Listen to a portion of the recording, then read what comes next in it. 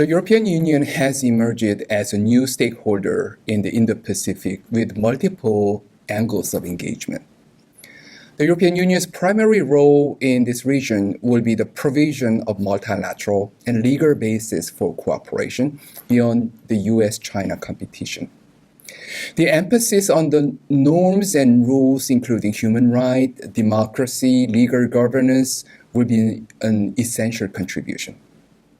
By increasing especially the inclusiveness, the European Union's engagement in the Indo-Pacific should produce more positive sum outcomes in this region. And adding the green dimension of regional cooperation is important too. So the European Union can contribute to find the new modality of coexistence and co-prosperity in the Indo-Pacific. European Union and South Korea have built a strong strategic partnership ranging from security, economy to climate change and global agenda. South Korea has been particularly interested in the European Union's role in peace building on the Korean Peninsula. However, the EU's engagement in the Korean Peninsula have been limited during the past decade. South Korea did not want to get deeply engaged with the Indo-Pacific issue, as it brought a dilemma between the alliance with the United States on the one hand and economic ties with China on the other hand. Plus, handling North Korean issues raised further difficulties. The membership to Quad Alliance, for example, was always tricky to answer.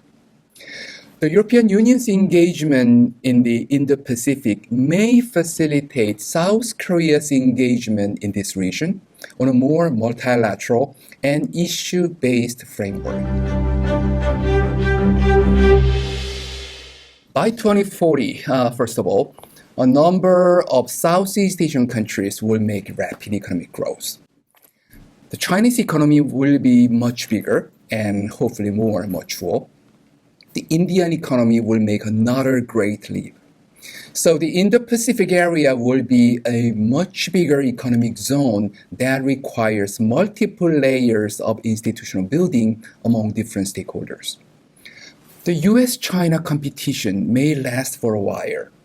Indeed, the security tension has lasted for a long time in this region. A real clash of power, either in the military side or in economic retaliation, may disrupt the geopolitical stability in this region. However, we must look at the pooling forces and converging paths beyond the confrontation and containment. Deepening economic interdependence will make each other, the US and China, inevitable for further growth.